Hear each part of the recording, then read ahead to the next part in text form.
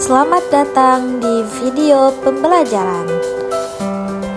Assalamualaikum warahmatullahi wabarakatuh. Perkenalkan, nama saya Yesi Mandasari, nomor induk mahasiswa 2381130256, sebagai dosen pengampu Bapak Alam Tarlam SUD MAG, mata kuliah Usul Fikih dari kelas B7.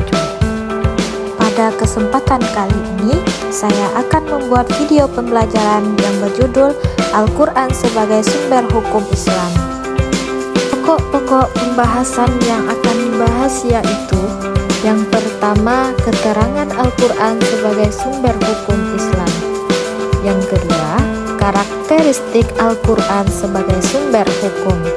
Yang ketiga, Al-Quran mencakup berbagai aspek kehidupan. Yang keempat, Al-Quran menjadi prinsip dasar dan penafsiran. Yang kelima, peran Al-Quran dalam sistem hukum Islam. Yang keenam, implementasi dalam kehidupan. Al-Quran sebagai sumber hukum Islam. Al-Quran adalah sumber utama hukum Islam yang berfungsi sebagai pedoman hidup umat manusia, sebagai wahyu Allah Subhanahu wa Ta'ala. Al-Quran mengandung aturan yang mencakup seluruh aspek kehidupan, baik dalam hubungan manusia dengan Allah maupun hubungan antar sesama manusia. Dalam konteks hukum, Al-Quran memberikan dasar-dasar normatif yang menjadi landasan bagi pengembangan hukum Islam. Karakteristik Al-Quran sebagai sumber hukum.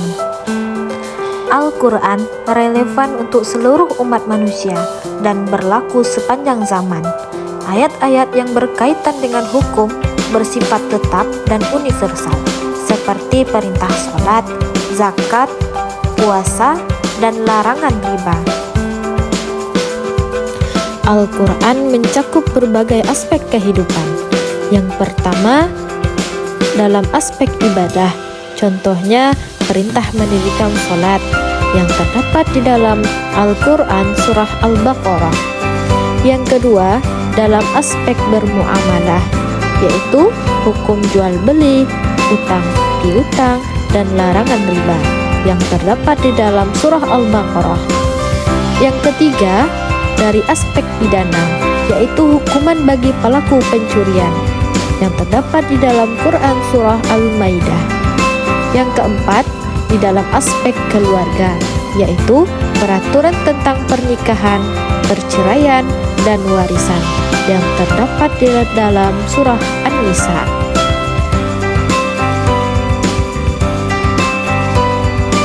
Prinsip dasar dan penafsiran.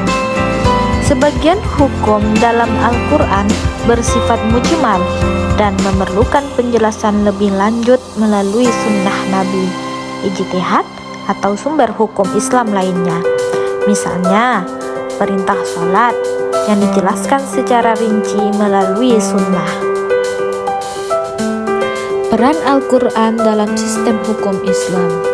Peran Al-Quran dalam sistem hukum Islam ada tiga. Yang pertama, yaitu Al-Quran menjadi sumber utama, yaitu sebagai rujukan pertama dalam menetapkan hukum. Al-Quran juga memberikan prinsip-prinsip dasar yang tidak boleh dilanggar. Yang kedua, Al-Quran menjadi pengarah dan kontrol, yaitu Al-Quran menjadi acuan dalam nilai keabsahan hukum yang dihasilkan oleh ijtihad. Yang ketiga, Al-Quran sebagai inspirasi dan motivasi. Al-Quran memberikan motivasi bagi umat Islam untuk hidup sesuai dengan aturan syariat, sebagaimana firman Allah dalam Al-Quran surah Al-Ahzab ayat 36. Dan tidaklah pantas bagi laki-laki yang mukmin dan perempuan yang mukmin, apabila Allah dan Rasul-Nya telah menetapkan suatu ketetapan, akan ada pilihan yang lain bagi mereka tentang urusan mereka. Selanjutnya, implementasi dalam kehidupan. Dalam praktiknya, Umat Islam merujuk Al-Quran untuk menyelesaikan berbagai persoalan. Contohnya dalam hukum perdagangan, yaitu larangan riba diterapkan untuk menciptakan keadilan ekonomi. Selanjutnya hukum pidana.